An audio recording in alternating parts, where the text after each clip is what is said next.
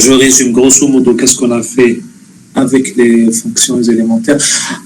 J'ouvre une parenthèse, oui, parce que la dernière fois, j'ai vu ça. Je ne vois pas les messages, parce que j'ai vu la dernière fois, lorsqu'on a terminé le cours, que beaucoup d'étudiants m'écrivent des messages, et là, je ne peux pas balancer entre ce cours-là, entre les diapos et les messages. Donc, si vous avez une question, je préfère que vous la posiez, c'est mieux. Donc, ce n'est pas la peine d'écrire, ou bien le délégué me dit, voilà, il y a une question, etc. OK? Voilà. Alors, je reviens à mon cours. On a terminé les fonctions élémentaires. Alors, grosso modo, ce que vous devez savoir, ou bien plutôt connaître, c'est les fonctions arc-sinus, arc-cosinus, arc-tangente, et les fonctions SH, CH, TH et leur réciproque, c'est-à-dire arg-TH, arg-SH et arc-CH.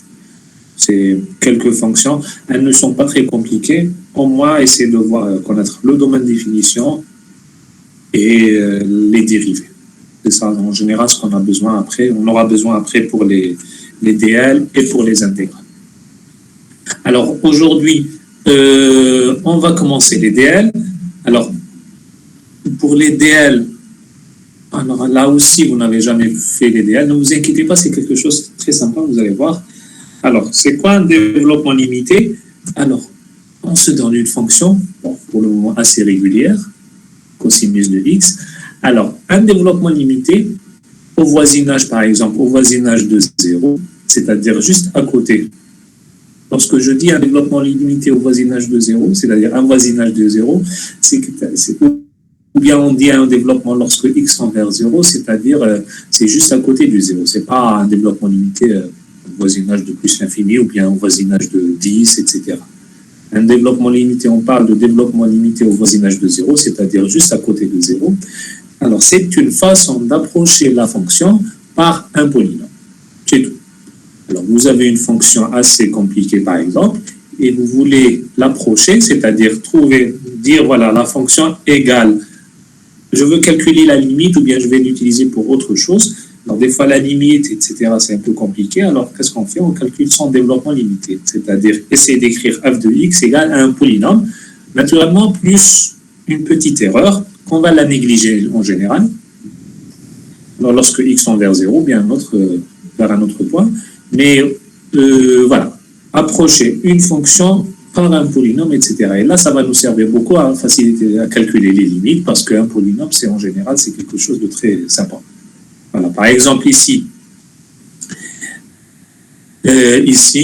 vous avez la fonction cosinus de x, et au voisinage de 0, par exemple, je peux l'approcher voilà, par y égale à 1. Alors, f de x, on peut dire, voilà, cosinus de x est égal au voisinage de 0. Regardez, je l'ai approché par un polynôme de degré 1, c'est-à-dire uniquement y égale à 1. Regardez, juste à côté de 0, c'est à peu près, vous avez la même chose. Et si on s'éloigne juste un peu, ça va pas être la même chose. Là, ici, on dit qu'on a approché la fonction cosinus par un polynôme de degré 1. Par exemple, on peut faire mieux, on peut l'approcher par un polynôme de degré 2. Regardez, cosinus de x, et là, au voisinage de 0, je l'ai approché par un polynôme de degré 2 qui est égal à 1 moins 1 demi de x au carré. Bon, vous voyez bien que même si on s'éloigne un peu de 0, c'est bien. Ou bien, on peut améliorer des choses, on peut l'approcher par un polynôme de degré 4. Alors, cosinus, regardez, cosinus c'est ici en rouge, et mon polynôme c'est celui-là. Alors, on a approché un polynôme, plutôt la fonction cosinus par 1 moins 1 demi de x au carré plus 1 sur 24, x puissance 4. Alors, plus c'est le degré du polynôme, meilleure est la précision. Si on augmente un peu la précision, c'est-à-dire si on approche la fonction cosinus par un polynôme de degré 6, on aura plus de précision. Voilà. Je ne vous demande pas comment j'ai calculé ça. Après, je vous dirai comment on va calculer ça. Ça, vous allez voir que ce n'est pas très compliqué. Mais voilà, l'idée, c'est ça. C'est essayer d'approcher la fonction cosinus par des polynômes. Alors, toujours, j'insiste un peu, c'est toujours voisinage de 0. C'est-à-dire, par exemple, ici, si je vous dis, voilà, Après, vous allez voir un peu, si on vous dit, voilà, calculer la limite, imaginez, je vous dis calculer la limite de cosinus de x, lorsque x tend vers 0, ben, il suffit de calculer la limite du polynôme. Et après, lorsque x tend vers 0, vous allez dire que tous ces termes-là sont nuls, ben, il vous reste ça. Bon, ça, c'est une technique, c'est très simple, mais vous allez voir, on peut faire ça avec des fonctions très compliquées. Voilà. Bon, ça, c'est un peu la philosophie des DL. Bon, maintenant, on va attaquer exactement c'est quoi les DL. Alors, je vais commencer par un développement limité au voisinage de 0, parce que c'est les plus simples. Et en fait, tout revient à 0. Et après, on va faire des développements limités au voisinage d'un autre point, d'un réel x0. Bon, l'idée, c'est de bien comprendre 0. Et après, vous pouvez faire tout ce que vous voulez après. Ça existe même des développements limités au voisinage de plus l'infini. Vous allez voir. Alors, voilà, les DL au voisinage de 0, d'ordre n. Alors, voilà la définition. On se donne une fonction f qui est définie au voisinage de 0, sauf peut-être en 0. Après, je parlerai de ça. Alors, on dit que f admet un développement limité d'ordre n au voisinage de 0. Alors, en abrégé, c'est dl indice petit n au voisinage de 0. Alors, s'il existe un polynôme, alors les développements limités, c'est des polynômes de degré n.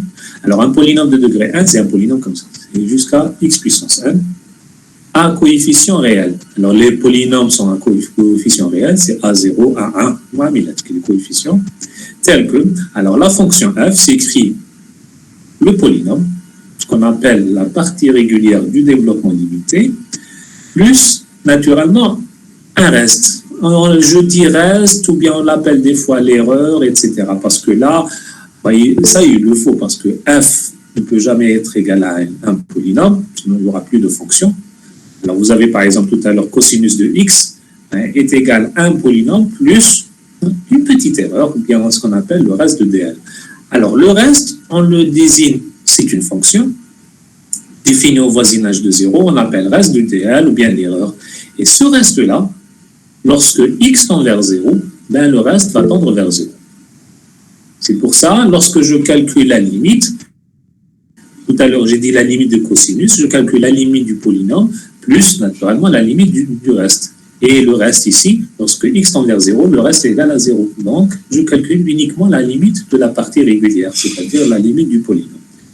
Et d'une part, il tend vers 0 plus rapidement que le dernier terme. Ça veut dire que petit o de xn sur xn, c'est-à-dire celui-là, lorsque x tend vers 0, ça tend vers 0. Donc, ça veut dire, mettez-vous dans la tête que ce reste-là, c'est quelque chose qui est plus petit que ce terme-là, un de x puissance n. Alors, on écrit, regardez comment on écrit le reste. C'est un petit o de x puissance n. Alors là, il y a un polynôme de degré n, donc on va écrire petit o de x puissance n.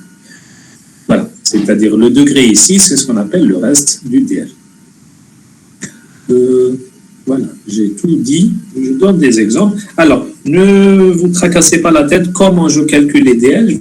Je vais faire la théorie, c'est-à-dire je donne quelques propriétés, définitions, et après, je vais vous apprendre à calculer les dl. Vous allez voir qu'on peut calculer les dl de toutes les fonctions usuelles que vous connaissez, les dl de sinus, cosinus, l'exponentielle, etc. Là, on sait calculer, vous allez voir. C'est pas très compliqué. Des questions?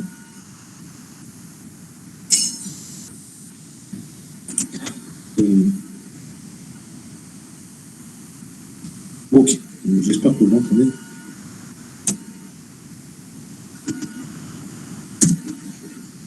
Alors, là, je vais donner une deuxième, juste une façon d'écrire le reste. Alors, regardez tout à l'heure, qu'est-ce que j'ai écrit ici dans la définition. J'ai écrit petit o de x puissance n. Bon, ça, c'est un reste. C'est une façon d'écrire le reste. Vous allez voir qu'on peut écrire ça d'une autre façon. On peut l'écrire comme ça. Alors, c'est xn epsilon de x. Alors là aussi, epsilon, c'est une fonction qui est définie au voisinage de 0 et telle que la limite de epsilon de x tend vers 0. Bon, c'est la même chose. Soit on écrit un petit o de x puissance n, soit on écrit xn fois epsilon de x. C'est juste une chose, j'insiste, écrivez un petit o, n'écrivez pas, ça existe. Je n'ai pas le temps de faire ça, mais dans ces notations-là, lorsqu'on écrit un petit o, je dis petit o parce que ça, il y a une autre notation, c'est un grand o. Alors, lorsque vous écrivez ce petit o, ben, écrivez-le en petit. Je vais dire tout le temps petit o et non pas un grand o parce que ça existe un grand o. Je ne vais pas parler du grand o. Moi, ici dans ce cours, je vais uniquement parler du petit o de x puissance 1. Là aussi, le reste, c'est x puissance 1 et epsilon de reste. C'est une autre façon d'écrire, il n'y a aucun problème. Et vous faites epsilon de x tend vers 0. Alors, en théorie, vous allez voir, en cours, je vais vous envoyer le PDF. Lorsqu'il s'agit de démonstration théorique, je vais utiliser cette notation. x1 epsilon de x1. Après, dans les calculs, lorsque vous avez des fonctions, je ne vais pas utiliser epsilon, je vais mettre petit o et c'est tout. En train de se casser la tête avec x1 epsilon x1. Voilà. Par exemple, alors je vais commencer un premier exemple et juste une façon de calculer, peut-être plutôt je vais vous donner un développement limité de cette fonction. Vous allez voir que ce n'est pas la meilleure façon de faire ça, mais juste pour le moment, déterminer un DL de cette fonction et après on verra comment vous allez voir calculer de façon plus simple ce DL. Alors vous avez la fonction 1 sur 1 moins x. Alors c'est une fonction qui est définie sur R privé de 1. Elle est de classe infinie, donc très régulière. Et j'ai envie de calculer le DL de cette fonction toujours au voisinage de 0. Alors qu'est-ce que vous allez faire? Bon, une technique, une façon de faire ça, le calcul. Alors regardez, vous allez faire 1 sur 1 moins x égale, alors je vais ajouter, ou bien retrancher, ajouter un terme, 1 moins x puissance 1 plus 1, plus x puissance 1 plus 1 sur 1 moins x. Alors j'ai ajouté et retranché x puissance 1 plus 1.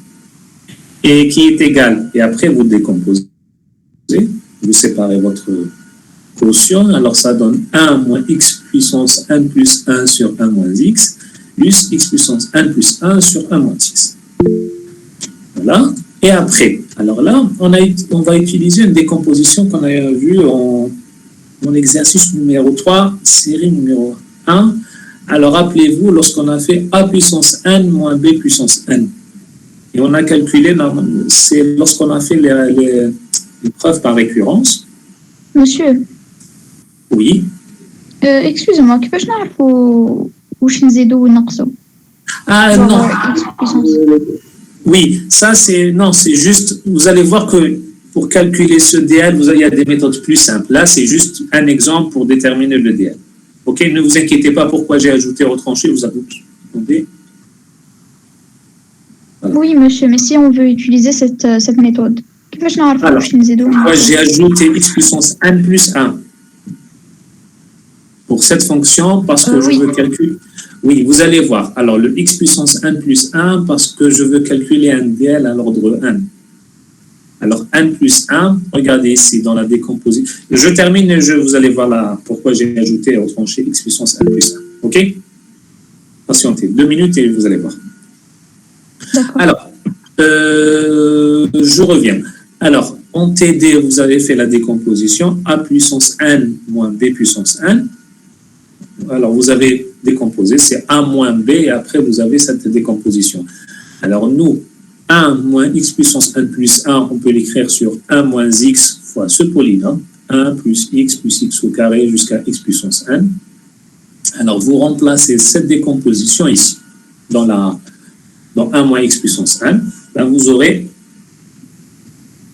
ça. Alors, 1 moins x fois le polynôme à l'ordre 1 sur 1 moins x plus le terme x puissance 1 plus 1 sur 1 moins x. Après, vous simplifiez 1 moins x avec 1 moins x. Qu'est-ce que vous obtenez? Vous obtenez f de x égale 1 polynôme à l'ordre 1 plus une fonction, c'est-à-dire x puissance 1 plus 1 sur 1 moins x.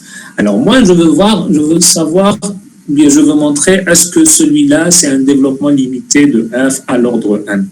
Alors l'idée, c'est quoi? Si, alors je reviens un peu en arrière.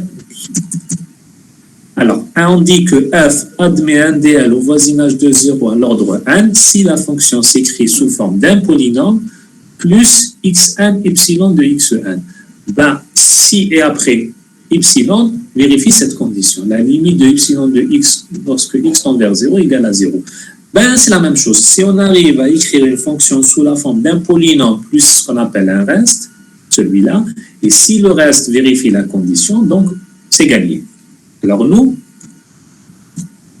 je reviens, regardez, on a écrit la fonction f de x sous forme d'un polynôme d'ordre n plus xn fois une fonction. Celle-là, logiquement, c'est epsilon de x. Maintenant, vous vérifiez. Si epsilon de x tend vers 0, là, on dit que f, dl de f au voisinage de 0. Voilà. Et donc, qu'est-ce que vous allez faire? Vous mettez epsilon de x égale à ça, et vous vérifiez la condition. Est-ce que la limite de epsilon de x lorsque x tend vers 0 égale à 0? Ben, c'est vrai. X sur 1 moins x tend vers 0.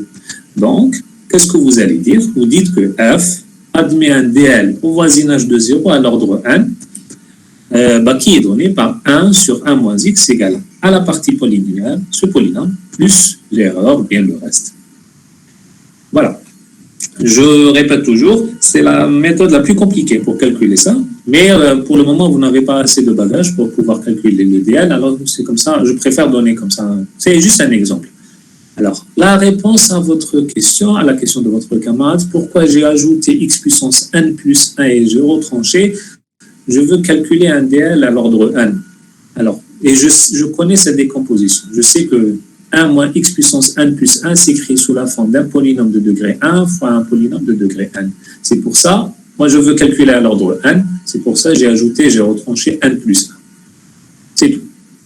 Par exemple, si je vous demande, voilà, avec la même fonction, calculez-moi un polynôme de degré, calculez le dl à l'ordre 2, ben vous faites 1 moins x3 plus x3. Ajoutez un degré, décomposez et vous aurez votre fonction.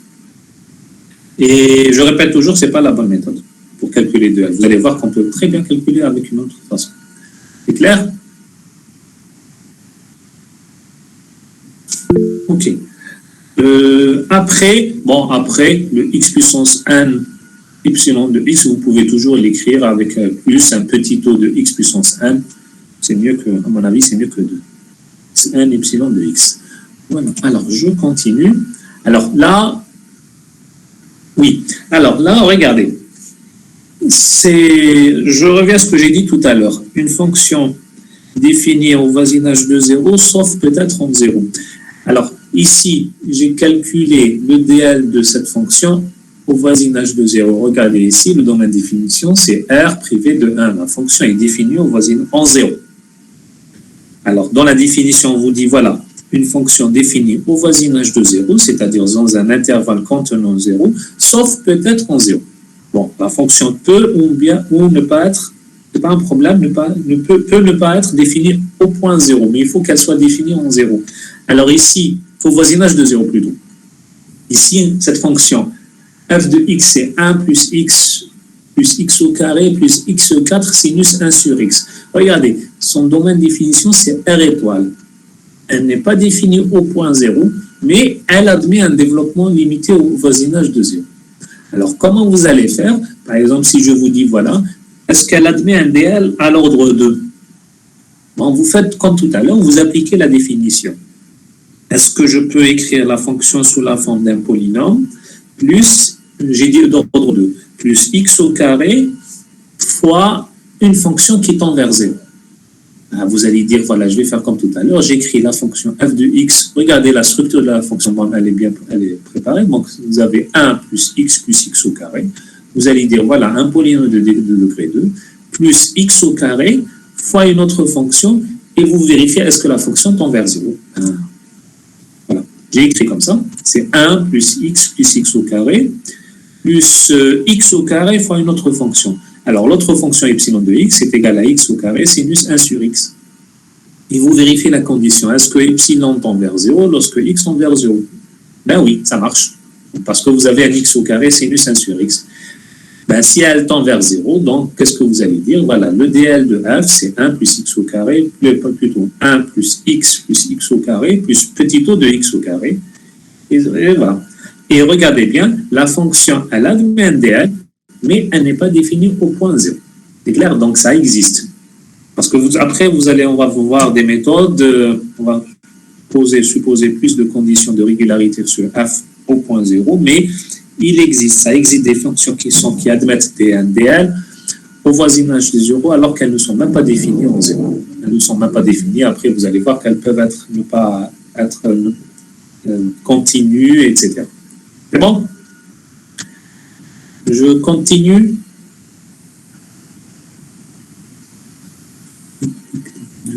C'est bon, je suis connecté. OK. Alors, une proposition sur la sur le DL. Alors, c'est l'unicité de la partie régulière d'un DL. Alors, la proposition dit que voilà, si vous avez f admet un DL à l'ordre n, alors il est unique. Alors là, c'est très bien parce que ça va vous inviter à utiliser, par exemple, vous avez une fonction, vous allez voir qu'il existe plusieurs méthodes pour calculer les DL d'une fonction. Alors, vous utilisez n'importe quelle méthode, vous devez trouver le même développement limité. Si vous allez trouver deux DL différents, donc vous avez fait une erreur quelque part. Alors, le DL est unique. Vous faites ce que vous voulez, vous devez avoir le même résultat. Voilà. Alors, ça, c'est le DL est unique. Alors, un corollaire de cette proposition, c'est la partie régulière d'un développement limité d'une fonction paire et paire, et la partie régulière d'un développement limité d'une fonction impaire et impaire. Qu'est-ce que ça veut dire la partie régulière? C'est le polynôme. Alors, qu'est-ce que ça veut dire un polynôme paire? Là, je donne des exemples. Un polynôme paire, c'est un polynôme qui contient que des puissances paires. Plus loin, ça, c'est un polynôme impaire. Parce que si vous faites P de moins X, vous aurez ici moins P de X. Par contre, si vous avez ça, 1 plus X puissance 3, et si vous faites P de moins X, vous aurez ça. Regardez, si vous allez faire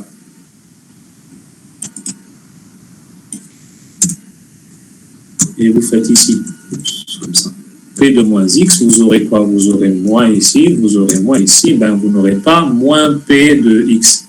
Mais si vous faites ça, si mon polynôme est égal x plus x3, et si vous faites p de moins x, vous aurez, ben, là, vous aurez moins p de x.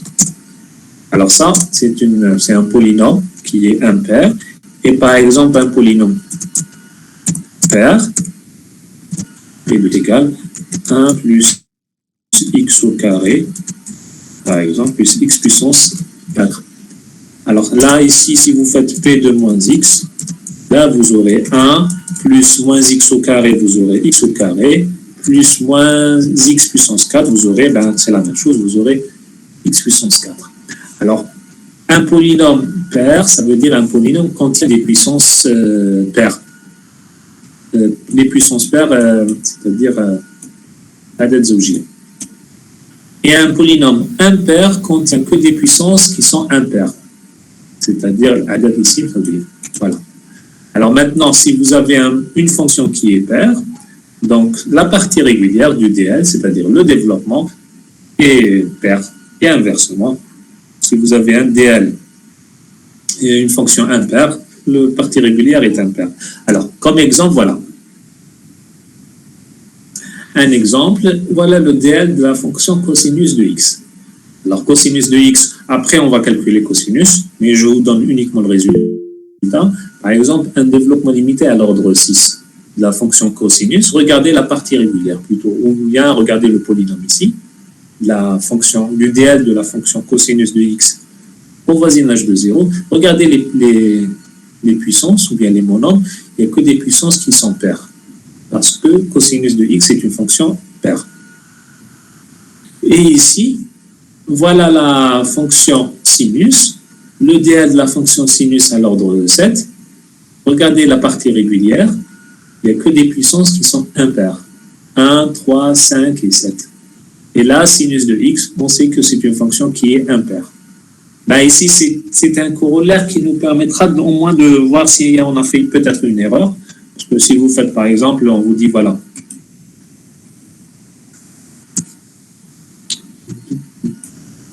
je vous donne cette fonction et je vous dis, voilà, calculez le développement limité de cette fonction voisinage de 0 à l'ordre 2. Alors, si vous faites comme ça, par exemple, x 1 plus x au carré, là, il y a une erreur quelque part. Fonction paire, normalement, vous devez avoir que des puissances paires. Il y a une erreur ici, donc il y a un x qui est de trop. Là, vous devez refaire les calculs. Par contre, si vous faites ça, là, on ne sait pas si vous avez fait une erreur. Voilà. Des questions? Ok. Oui.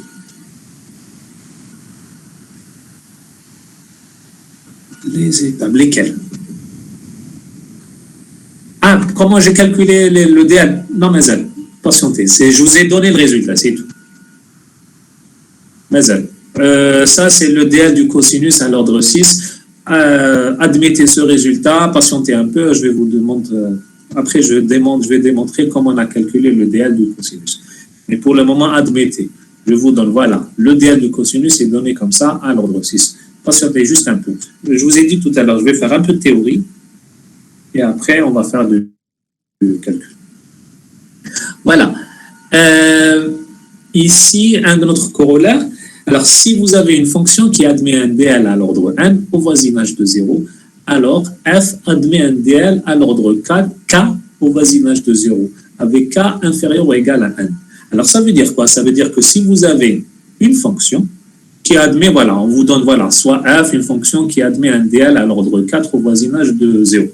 C'est-à-dire, le suivant, on vous donne ce DL et on vous dit, voilà, calculez le DL de cette fonction à l'ordre 3. Ben, qu'est-ce que vous allez faire? Ben, vous tronquez. Tronquer, ça veut dire, à l'ordre 3, vous enlevez le dernier terme. C'est tout. C'est-à-dire comme ça. C'est uniquement à l'ordre 3, qu'est-ce que vous allez faire? Vous enlevez le 2x puissance 4. Vous dites, voilà, on connaît le DL de f à l'ordre 4. Ben, à l'ordre 3, c'est quoi? C'est 2 plus x plus 3x au carré plus 5x puissance 3. Et là, vous faites plus petit o de x3. Parce qu'on vous demande le DL à l'ordre 3. Ben, après, je vous dis, voilà, calculez le DL de cette fonction à l'ordre 2. Là, vous tronquez. Vous enlevez les deux. Vous dites à l'ordre 2, c'est 2 plus x plus 3x au carré plus petit o de x au carré. À l'ordre 1 et à l'ordre 0. Par contre, on ne peut pas faire le contraire. Le contraire, c'est-à-dire que si vous connaissez le DL de f, celui-là à l'ordre 3, est-ce qu'on peut deviner à l'ordre 4? Non, on ne sait pas. C'est faux. Par contre, la réciproque est vraie, c'est-à-dire à l'ordre 4, on peut deviner tous les DL d'ordre k inférieur ou égal à n. Ça, d'une part, je ne sais pas si vous avez remarqué ici, c'est pas un résultat, mais je préfère écrire ici. Avec les sinus ou bien cosinus, regardez ce que j'ai écrit tout à l'heure. J'ai écrit comme ça. J'ai écrit 1 moins 1 demi de x au carré, par exemple, et j'ai écrit comme ça, plus petit o de x3. Qu'est-ce que ça veut dire? Là, ça veut dire quoi? Ça veut dire que ce DL du cosinus est à l'ordre 3. À l'ordre 3, ça veut dire qu'en fait, celui-là, c'est un plus un 0 de x puissance 3. On n'écrit pas 0. C'est pas la peine d'écrire ça. On n'écrit pas, on peut écrire comme ça, à l'ordre 2. Bon, là, c'est bon. À l'ordre 2, c'est à l'ordre 2, c'est un polynôme à l'ordre 2. Mais on peut aussi écrire plus petit de x3 parce que là, je sais que le cosinus admet ce DL à l'ordre 3. Là, ça veut dire quoi? Ça veut dire que plus il y a un 0. Le terme d'ordre 3 est égal à 0. Ou bien le coefficient d'ordre 3 est égal à 0. Maintenant, si je vous dis, voilà, c'est un DL à l'ordre 3, calculez le DL à l'ordre 2, ben, vous tronquez, vous enlevez ça. Si je vous dis, voilà, calculez le DL à l'ordre 1, ben, à l'ordre 1, qu'est-ce que vous allez faire? Bon, à l'ordre 1, vous enlevez le terme d'ordre 2. Vous écrivez égal à 1 plus petit o de x. Là, c'est sous-entendu que plus un 0 fois x. Et ainsi de suite. Le terme à l'ordre 0, c'est plus petit o de 1. C'est bon? Monsieur. Ok? Oui. Monsieur. نقدر نديروها 1. Je vous écoute. On peut faire 1 plus 0x au x cube, par exemple. On a dit cube. 0x au carré, 0x cube. Ici? Oui. Pour cosinus, non. Cosinus, je ne peux pas écrire comme ça, plus petit o de x au carré, parce que là, c'est faux. Le cosinus admet un DL à l'ordre 2. Il est comme ça. Si ça, c'est à l'ordre 2, vous pouvez faire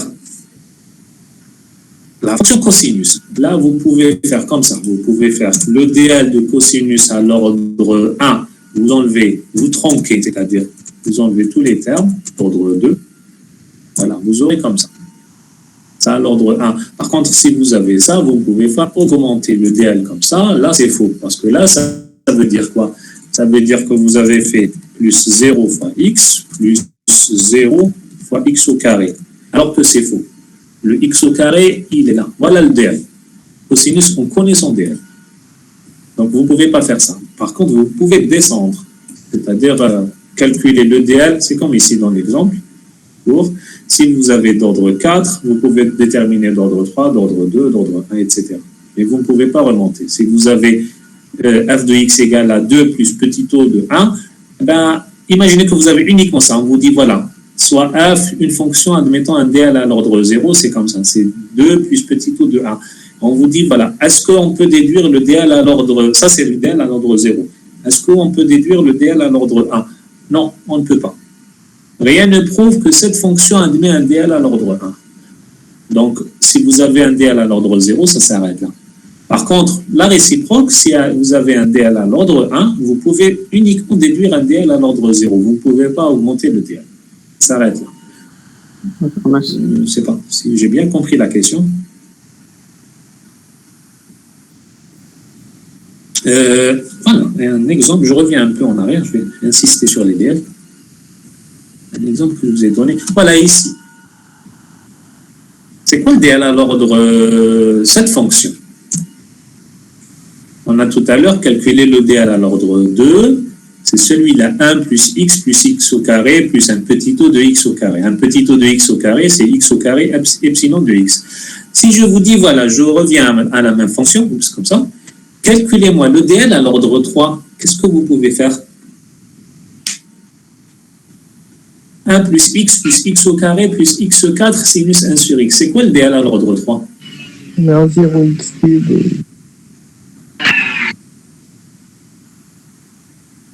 Pardon? On enlève le x au quadre, oui. On enlève le x. Alors, à l'ordre 3, c'est le même. C'est 1 plus x au carré plus 0 fois x3, c'est-à-dire plus x au carré, plus... Et vous allez au dernier terme. Est-ce que... Oui, donc qu'est-ce que vous allez faire? Vous faites x4 sinus 1 sur x, vous faites x3 fois une autre fonction epsilon de x. Alors, epsilon de x dans ce cas, c'est quoi? C'est un x sinus 1 sur x. Et vous regardez, est-ce que epsilon tend vers 0? Oui, ça marche. Donc, c'est un DL à l'ordre 3. En fait, le DL à l'ordre 3, c'est le même. C'est-à-dire 1 plus x au carré, mais il faut ajouter plus petit o de x3. Pour dire, voilà, le coefficient à l'ordre 3 est égal à 0. La question qui se pose, est-ce qu'elle admet un DL à l'ordre 4? Ben non, elle n'admet pas de DL à l'ordre 4. Parce que là, la fonction ne peut pas s'écrire sous la forme d'une partie d'un polynôme d'ordre 4 plus un reste qui tend vers 0. OK? Voilà. Des questions?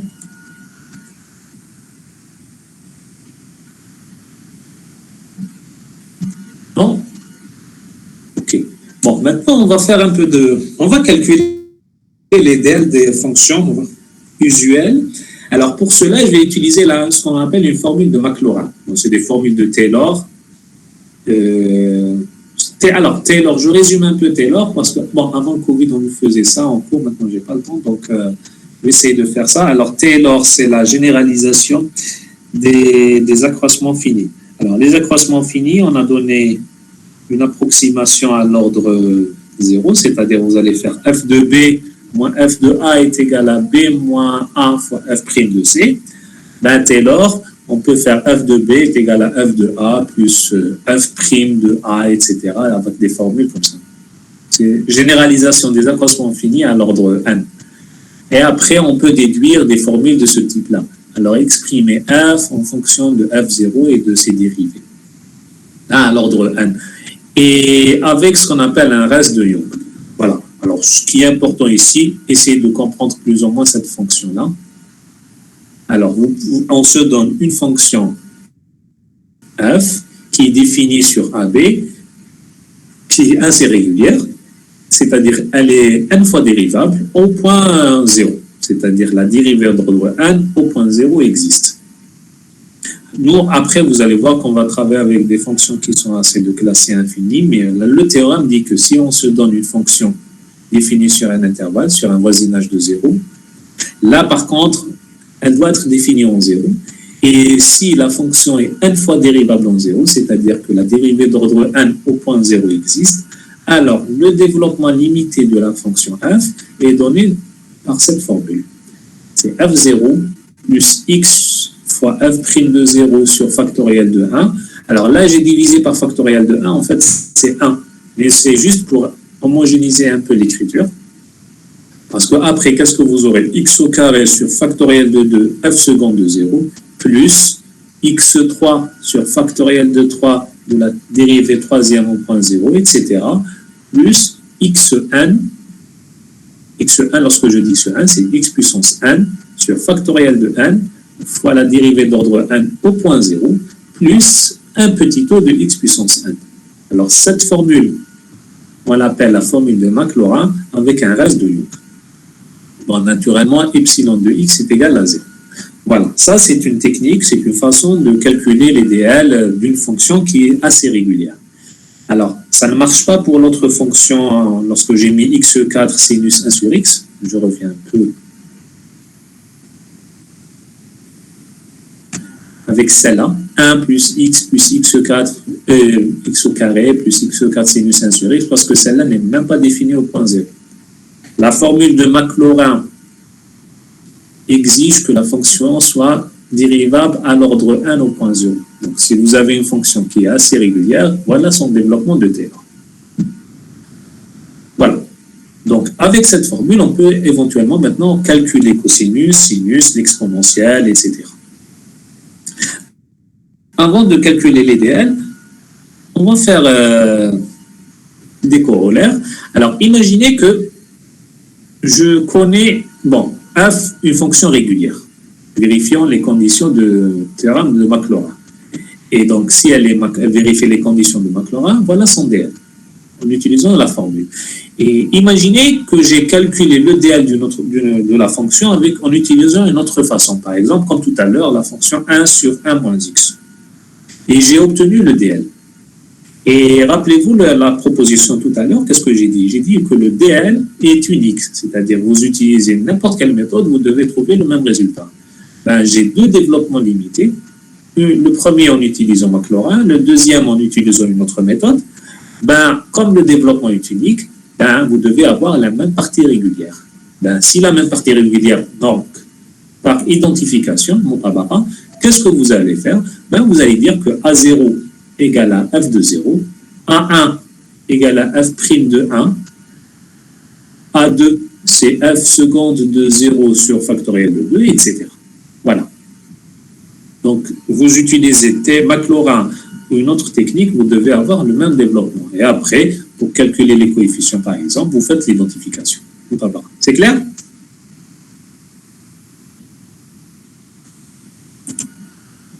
Alors, voilà, je reviens comme tout à l'heure. L'exemple, le premier, on a calculé le dl de 1 moins x, c'est 1 plus x au carré plus x plus x au carré, etc. Regardez, ce dl est très simple, c'est 1 plus. Et là, je vous dis, voilà, calculez-moi la dérivée seconde en 0. Directement. Qu'est-ce que vous allez faire? Il ne faut pas calculer la dérivée. Moi, je veux calculer la dérivée seconde appliquée au point 0, c'est-à-dire f seconde de 0. Alors, f seconde de 0, soit vous calculez la dérivée seconde de cette fonction et après vous remplacez par 0, soit vous faites Maclaurin. Alors, Maclaurin, qu'est-ce qu'il dit? Il dit que, ici, la fonction est C infinie en voisinage de 0. Là, donc, Maclaurin, ça marche pour cette fonction, et vous allez dire, voilà, Maclaurin, il dit que c'est f0 plus x f' de 0 plus x au carré f seconde de 0. Plus, etc. Donc, je l'ai écrit ici. Voilà, ça c'est mieux. On sait qu'elle admet un dl à l'ordre 1, c'est celui-là, et Maclaurin, c'est ça, c'est cette formule. ben, vous dites, par unicité du DL, ben, forcément, f de 0 est égal à 1. Après, vous dites f' de 0, là aussi, égal à 1. Et f seconde de 0 sur 2 égale à 1. Donc, f seconde de 0 est égal à 2.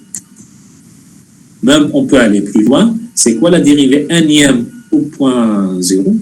Ben, vous faites l'identification. Là, j'ai la dérivée énième appliquée en 0 sur factoriel de n égale à 1. Donc, la dérivée énième au point 0, ça donne quoi? Ça donne le factoriel de n. C'est clair?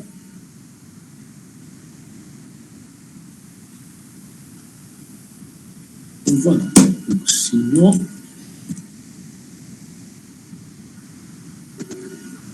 Alors, voilà, une remarque, ce que j'ai dit tout à l'heure, l'existence de la dérivée énième d'une fonction au point 0 entraîne l'existence d'un DL au voisinage de 0 à l'ordre n. Ça veut dire que si vous avez, on utilise le théorème, si vous avez une fonction qui est n fois dérivable au point 0, donc elle admet un DL au voisinage de 0 à l'ordre n. La réciproque est fausse, ça veut dire que vous pouvez trouver des fonctions qui admettent un DL à l'ordre, par exemple, 2 ou 3, au voisinage de 0, alors qu'elles ne sont même pas définies au voisinage de 0. Ça veut dire que la dérivée d'ordre n n'existe pas au voisinage de 0. C'est comme tout à l'heure avec la fonction sinus. Là, je donne un autre exemple. Regardez, avec cette fonction, 1, 2 plus 3x plus x au carré sinus 1 sur x, si x est différent de 0, et là, elle vaut 1 lorsque x est égal à 0. Alors, le DL au voisinage de 0 à l'ordre 1, c'est celui-là, c'est 2 plus 3x plus petit e de x. Elle admet un DL à l'ordre 1, alors qu'elle n'est même pas continue à l'ordre 1. Bon, si on dit, voilà, c'est la réciproque à ce théorème. C'est-à-dire, si elle est n fois dérivable en 0, elle admet un DL à l'ordre 1. Par contre, vous pouvez trouver des fonctions qui admettent un DL à l'ordre 1, alors qu'elles ne sont même pas continues, ou bien elles ne sont même pas définies au point 0. Voilà, un exemple qui permet de vérifier la remarque. C'est bon? Je continue. Et voilà. Maintenant, on va calculer. Là, en général, les étudiants adorent ça. Là, je ne donne pas ça. Calculer avec moi le DL. Comment on calcule le DL d'une fonction à l'ordre exponentiel? Alors, je veux calculer le DL de cette fonction. Elle est simple. Alors, je reviens. Alors, f de 0 égale à 1. Plus, alors, on utilise Maclaurin, c'est f' de 0 fois x, plus f seconde. Alors, c'est, qu'est-ce que je mets? 1 demi. 1 demi, c'est le factoriel de 2. Normalement, Maclaurin, fois f seconde au point 0 fois x au carré. Bon, j'ajoute un terme. 1 sur factoriel de 3, c'est 1 sur 6. Factoriel de 3, c'est 3 fois 2. Donc, c'est factoriel de 6 fois la dérivée troisième en 0 fois x puissance 3. Bon, je m'arrête là. Et après, je mets des points. Voilà le DL normal. Alors, l'exponentielle, c'est une fonction qui est de classe... Oui. 1 sur 2 factoriel, la dérivée deuxième fois x au carré. Pourquoi x puissance 3 dans la troisième? Ah oui. Oui, vous avez raison. Voilà, comme ça, il n'y a pas d'erreur, c'est bon. Alors, l'exponentielle, c'est une fonction qui est de classe C infinie sur R, elle est bien définie, donc si elle est C infinie sur R, elle est C infinie au point 0, donc elle admet un DL d'ordre 1, quel que soit un entier. Donc je peux utiliser la formule de Maclaurin. Alors en utilisant la formule de Maclaurin, on obtient un DL. Alors le DL est défini par cette formule. J'ai mis f de 0 à l'ordre 3. Alors f de 0, qu'est-ce que vous allez faire? F de x. Ne faites pas les bêtises de dériver des constantes. F de x, c'est l'exponentielle de x. Donc, f de 0, lorsque vous calculez, vous allez avoir un 1. Maintenant, pour calculer, alors là, voilà ce que font les étudiants. F de 0, j'ai dit 1. Pour calculer f' de 0, alors qu'est-ce qu'ils font les étudiants? Ils dérivent 0. Ils calculent comme ça, ils dérivent le 1, ils trouvent 0. Non, ça c'est faux. La dérivée au point 0, c'est quoi? Vous prenez la fonction, vous calculez f' de x, et après vous remplacez. Alors, f de x, c'est l'exponentielle de x. F' de x, vous dérivez l'exponentielle. Alors là, la fonction est assez gentille, donc la dérivée de l'exponentielle, c'est l'exponentielle. Et du coup, f' au point 0, vous remplacez, vous aurez 1.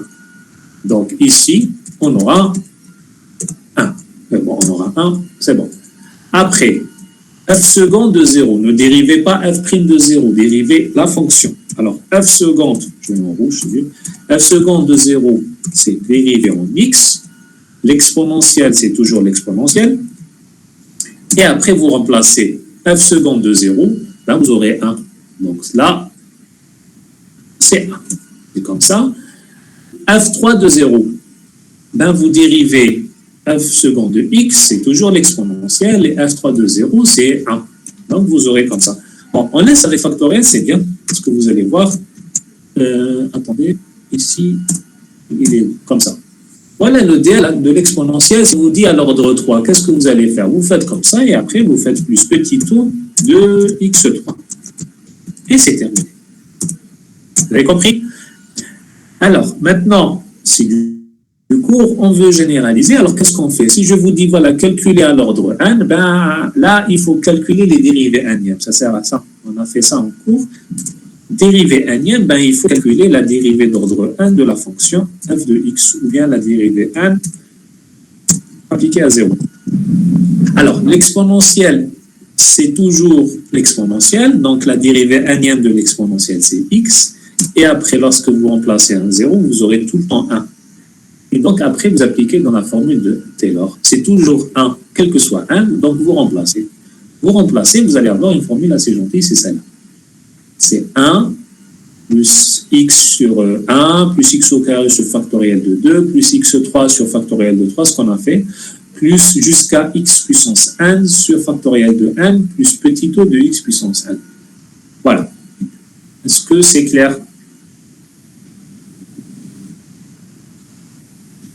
C'est bon? Je continue. Alors, le DL, maintenant, si je vous dis qu'est-ce que j'ai fait, sinus, voilà. Sinus, voilà, c'est la formule de tout à l'heure. Je veux calculer le DL de la fonction sinus. Ben, comment vous allez faire? J'ai besoin des dérivées n de sinus. Et en cours, je ne sais pas si vous vous rappelez de cours, on a fait sinus de x, je vais écrire comme ça, la dérivée d'ordre n. Bon, la fonction sinus, est-ce qu'elle admet un DL à l'ordre n, quel que soit n? Oui, non. 1 sur x. Non, est-ce qu'elle admet? C'est juste. Oui, elle a deux. Prenez quel que soit n, un entier quelconque. Est-ce que la fonction sinus admet un DL à l'ordre n? Ben, la Maclaurin, qu'est-ce qu'elle dit? Elle dit si elle admet des dérivées d'ordre n au point 0, donc elle admet un DL à l'ordre n. Nous, la fonction sinus de x est de classe C infinie, c'est-à-dire vous pouvez la dériver autant de fois sur R. Elle est définie sur R, elle est de classe C infinie sur R, donc elle est de classe C infinie au point 0, donc elle admet un DL à l'ordre n, quel que soit l'entier. Donc ça marche. En cours aussi, on a déterminé l'expression de la dérivée n de la fonction sinus de x. Donc, je ne sais pas si vous vous rappelez de ça. Ça donne combien la dérivée n de sinus?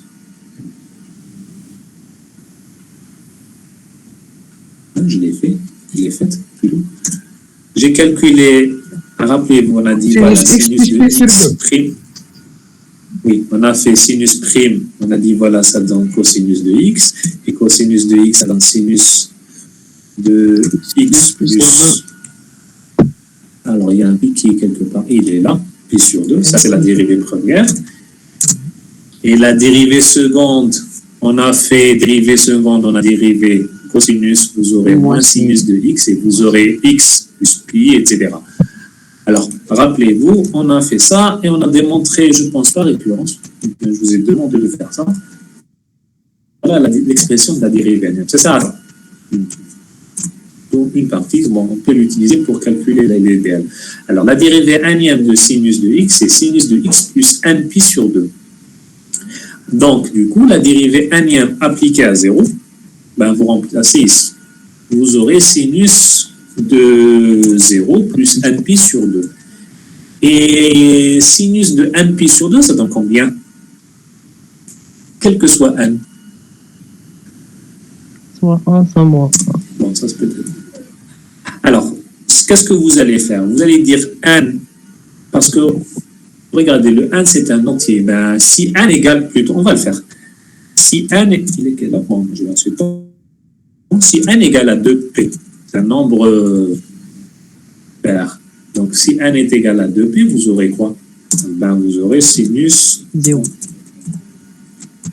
Sinus. Alors, 2p, vous aurez p fois pi. Et si n est un nombre impair, c'est-à-dire vous aurez 2p plus 1, donc l'expression devient un sinus de, on ne va pas écrire ça, vous aurez 2p plus 1 sur 2 fois pi. Alors, vous revenez ici à la première. Ici, le p, c'est un entier. Donc, sinus p fois pi, comme c'est un entier, donc ben, vous aurez sinus 0, ou bien sinus pi, ou bien sinus de pi, etc. Donc, vous aurez 0. Et ici, 2p plus 1 sur 2, ça donne sinus pi sur 2, ou bien sinus 3pi sur 2, ou bien sinus 5pi sur 2, etc. Alors, le 1, c'est pour, ici, c'est pour les nombres impairs. Et ici, pi sur 2, 3pi sur 2, etc., c'est soit vous aurez petit 1, ou bien vous aurez moins 1. Ça, c'est pour les entiers impairs, c'est-à-dire 1 ou bien moins 1. Par contre, pour les entiers pairs, si 1 est quelque chose qui est pair, donc vous aurez tout le temps 0. Et donc, vous utilisez, je vous revenais à Maclaurin, comme ça. Elle est où? Elle est là. Alors, j'ai dit que si n est pair, la dérivée égale à 0. Donc, ici, f0 est égal à 0, parce que c'est sinus de 0. Et après, la dérivée d'ordre 2 au point 0, ça donne 0. La dérivée d'ordre 4 au point 0, ça donne 0. Après, vous regardez ici, qu'est-ce que vous aurez? X sur factoriel de 1 fois f' de 0. Alors, ça commence, j'ai dit 1 ou bien moins 1. Donc, ici, c'est x, parce que ça donne 1. Après, x3, la dérivée d'ordre 3 en 0 sur factoriel de 0. Alors là, ça donne moins 1. Et après, vous aurez 5. Et après, vous aurez plus 5, moins x7, etc. Donc, qu'est-ce que vous aurez? Vous aurez ça. Voilà.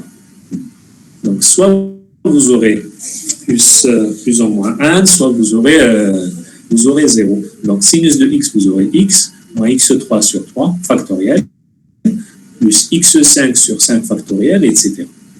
Alors, regardez ici. J'ai écrit exprès cette écriture. Ça veut dire quoi, là? Regardez le dernier degré. C'est x puissance 2n plus 1. Et j'ai écrit petit o plus fois x puissance 2n plus 2. Alors là, ça veut dire quoi? Ça veut dire que, normalement, la logique voudrait, voilà, vous allez dire, voilà, j'ai écrit x puissance 2n plus 1, donc petit o, x puissance 2n plus 1. Mais là j'ai écrit comme ça exprès, ça veut dire quoi? Ça veut dire le terme qui vient après celui-là, c'est un x puissance 2n plus 2. Alors, le coefficient est égal à 0. C'est juste une façon d'écrire pour vous dire, voilà, il n'y a pas de terme pair, il n'y a que des termes impairs. Les autres sont nuls. Il n'y a pas, mais les coefficients sont nuls, plutôt. Voilà sinus de x. Comment on a obtenu le DL de sinus de x?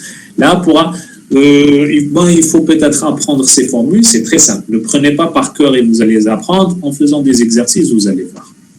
Commencez par l'exponentielle, c'est le plus simple. Et après sinus, il n'y a que des termes qui sont impairs. Cosinus, vous allez voir, cosinus, c'est la même chose. Cosinus, on sait calculer la dérivée anième de cosinus. C'est cosinus x plus npi sur 2. C'est la même chose que sinus. Et c'est le même principe. Les termes impairs, bien, les coefficients des termes impairs sont nuls, alors que les termes pairs, ça devient, c'est 1 moins 1, 1 moins 1, c'est moins 1 puissance 1. Donc, le DL de cosinus, c'est celui-là, c'est 1 moins x au carré sur 2, factoriel, plus x4 sur factoriel de 4. Ici, j'ai mis plus, mais normalement, c'est en fait, vous allez voir, c'est moins, plus, moins 1, puissance, etc. Donc, vous aurez un moins 1 ici. Moins x6 sur factoriel de 6 plus x8 sur factoriel de 8, etc. N'apprenez pas ce dernier terme. Là, vous voyez dans les calculs, ça ne sert à rien. Apprenez juste les premiers termes et normalement, après, vous allez déduire. Bon, en général, je ne vous demande pas l'expression du dernier terme. Juste calculer ces termes-là et c'est tout. On ne vous demande pas de calculer comment c'est le moins 1 puissance 1, etc. Voilà. Des questions? Là, je vais le faire après. Je vais faire la semaine prochaine en cours. Je m'arrête là, parce que sinon, ça va être un peu plus compliqué. Voilà. Ce qu'on a fait, on a défini le DL au voisinage de 0. J'ai dit que c'est une partie régulière, c'est un polynôme à l'ordre n plus une erreur. Une erreur, on l'écrit soit petit o de x1, soit x1, soit epsilon de x. Alors, j'ai dit aussi que petit o de x1, c'est une fonction qui tend vers 0, d'une part, et elle tend plus rapidement que le x1. Ça veut dire petit o de x1 sur x1 tend vers 0. On a donné quelques propositions sur les DL. Un développement limité et unique, et après on a donné quelques propositions. Et on a terminé par la formule de Maclaurin. Elle est importante pour calculer l'idéal au voisinage de 0 pour les fonctions régulières. Parce qu'on peut avoir un DL d'une fonction qui n'est même pas définie en 0. Maintenant, si la fonction est régulière, c'est-à-dire elle admet des dérivées à l'ordre 1 au point 0, on peut calculer son DL avec la formule de Maclaurin. Et ici, je vous ai donné avec quelques exemples. L'exponentielle de x, sinus de x, cosinus de x. Bon, je vais donner après 2 ou 3 formules, mais sauf, ne commencez pas par calculer, par exemple, si vous voulez vous amuser, ne prenez pas une fonction polynomiale, 1 plus x au carré, comme ça, plus, par exemple, vous dites, voilà, l'exponentielle de x sur x3 plus cosinus de x. Je vais mettre 1 pour ne pas avoir de problème. 2 plus comme ça, plus. Et ça ne marche pas comme ça. C'est-à-dire, si vous voulez calculer le DL de cette fonction, on n'utilise pas Maclaurin. Patientez pour le moment. Je vous ai donné uniquement les DL des fonctions usuelles. Là, on va utiliser d'autres techniques pour calculer le DL de Maclaurin. Parce que si vous voulez, je vous demande de calculer le DL de cette fonction à l'ordre 3. À l'ordre 3, il faut calculer la dérivée d'ordre 3 de cette fonction et après vous remplacez par 0. Et calculer la dérivée à l'ordre 3, croyez-moi, c'est un peu compliqué. Dérivée première, seconde, je pense que là, après, vous allez faire des erreurs de calcul. Voilà. Des questions? Je m'arrête là. Monsieur. La semaine prochaine, normalement, c'est du présentiel, oui. Est-ce que c'est possible de mettre plus d'exemples plus courts parce qu'aujourd'hui, ce n'était pas très clair? Ah bon? Ok. Bon, la semaine prochaine, on va faire du présentiel. Je vous donnerai des exemples. Non, alors, autre chose. Ce que je fais, c'est de la théorie. J'ai commencé toujours par la théorie ici. C'est pour ça que je n'ai pas calculé beaucoup de DL. C'est uniquement j'ai fait de la théorie. J'ai donné des exemples, plutôt des propositions, des théorèmes et tout. Pour le moment, on n'a pas calculé les DL. On a calculé le DL de 3 fonctions. L'exponentielle, sinus et cosinus. C'est tout. À partir de maintenant, on va donner beaucoup plus d'exemples et on va calculer beaucoup de DL. C'est tout. Mais les premiers théorèmes, c'était des théorèmes théoriques. C'est quoi un DL? C'est quoi les propriétés du DL? Et après, à partir de maintenant, on a donné Maclaurin. Je n'ai pas démontré, on n'a pas le temps de démontrer ça, mais on a calculé l'exponentielle, sinus, cosinus. Il y aura des exemples. Croyez-moi, il y a beaucoup d'exemples. Vous allez calculer. Ce n'est pas très compliqué. La semaine prochaine, c'est du présentiel. Là, on pourra calculer beaucoup plus d'exemples et on va faire peut-être la racine, ou bien 1 plus x puissance alpha et on va déduire les racines, etc. Voilà. J'ai envie de vous donner trop de détails. On va le faire la semaine prochaine. D'autres questions? Oui. Monsieur, est-ce que de l'idéal, on doit les connaître par cœur ou oui. Non, ne prenez pas. Je vais vous donner après en TD. Je vais mettre sur modèle la table des DL. Ah, d'accord. Ne prenez pas les DL et les apprendre par cœur. Ça ne sert à rien. Vous n'allez pas les apprendre comme ça. C'est à force de faire des exercices. Vous avez... Je veux dire l'examen. Vous avez ça. L'examen, oui. Vous avez fois 1 plus x puissance alpha, vous avez sinus, cosinus, l'exponentielle, et après, on va vous donner le logarithme de 1 plus x. Vous allez voir que c'est des techniques pour apprendre ça. Ce n'est pas la peine d'apprendre ça par cœur. La table, ce que je vais vous donner, excusez-moi, je vais vous donner une table de DL qui contient, oui, patientez, qui contient au moins 10 ou bien 15 DL. Ça ne sert à rien de les apprendre. Il y a 4 ou 5 DL à apprendre et c'est tout. D'accord. Oui, je vous écoute. Monsieur, la table de DL, est-ce qu'on a le droit d'utiliser normalement l'examen? Là, il faut apprendre à... Oui, ce que j'étais en train de lui dire. Non. On va apprendre la définition. Vous avez la définition McLaurin.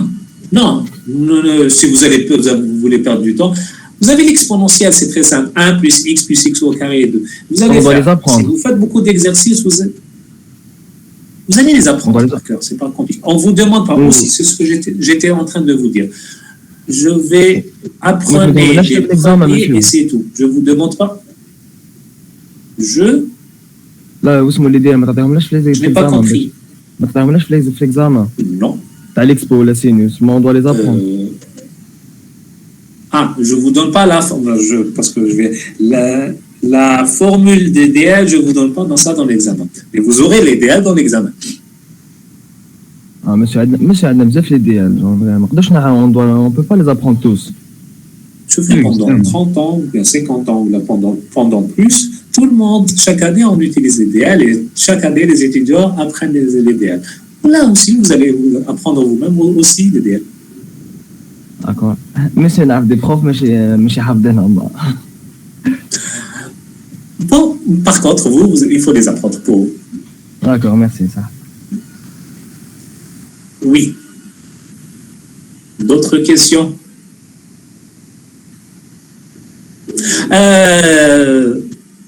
Apprendre. N'apprenez pas le reste. Ce que je vous demande de faire, je ne vous demande pas d'apprendre x puissance 2n plus 1, etc. Apprenez les premiers termes.